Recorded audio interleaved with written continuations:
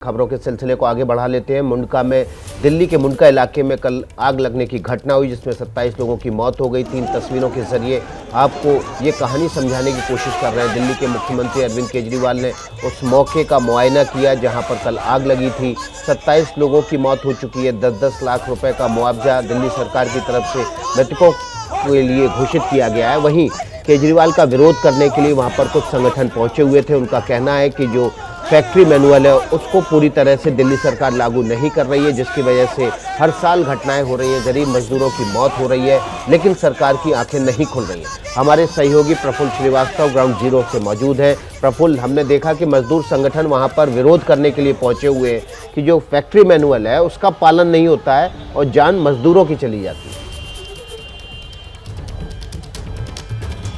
बिल्कुल, देखिए factory manual का पालन नहीं हुआ है क्योंकि यहाँ पर इस जो बिल्डिंग जो सामने आप इमारत देख रहे हैं इसमें फायर की एनओसी यानी फायर डिपार्टमेंट से आपको नो ऑब्जेक्शन सर्टिफिकेट लेना होता है कि आपने सारे कंप्लायंसेस किए हैं, यानी अगर आग लगती है तो उसको बुझाने के और लोगों को वहां से निकालने के तमाम इंतजाम इस बिल्डिंग में है। ये उसके पास सर्टिफिकेट नहीं था, यानी इस बिल्डिंग में कोई व्यवस्था नहीं थी। बिल्डिंग बना दी गई थी और बिल्डिंग को कमर्शियल पर्पज के लिए इस्तेमाल करने के लिए दे दिया गया था और उसका नतीजा ये रहा कि यहाँ पर जितने लोग काम करते रहे वो सब इसमें झुलस गए, कई लोग की मौत हो गई। और सामने आप देखें तो इस बिल्डिंग में जो इस तरह की आग लगी थी इन तस्वीरों से आपको अंदाजा लग जाएगा कि अंदर जो भी फर्नीचर था वो जल के राख हो चुका है।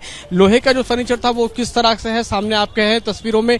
एसी आप देखेंगे तो वो भी इस तरह से पूरी तरह जल के खाक हो चुका है। एनडीआरएफ की टीम और दिल्ली फायर सर्विस की टीमें जो है वो पहली मंजिल पर इस समय जो है वो देख रही है कि यहाँ पर कहीं कोई कोई कुछ है तो नहीं, और इसके बाद दूसरी मंजिल की तरफ भी वहां ऊपर चला और सबसे ज्यादा जो बॉडीज मिली थी वो दूसरी मंजिल पर थी, क्योंकि हमको जो जानकारी दी गई है दिल्ली फायर सर्विस के डायरेक्टर की तरफ से कि दूसरी मंजिल पर उस समय जो है वहां पर एक मीटिंग चल रही थी, लोग अंदर थे और धुआं फैल गया जिसकी वजह से लोग निकल नहीं पाए और उसकी बिल्कुल और लोग अंदर फंस गए। प्रफुल्ल, हम आपके पास आएंगे तो ये जानकारी लेने की कोशिश करेंगे कि क्या एमसीडी की तरफ से कोई बयान आया है कि ये इमारत वैध रूप से बनी थी, इसका एफएआर कितना था और क्या इस बिल्डिंग का नक्शा जिस हिसाब से पास हुआ था उसी हिसाब से ये बिल्डिंग बनाई गई।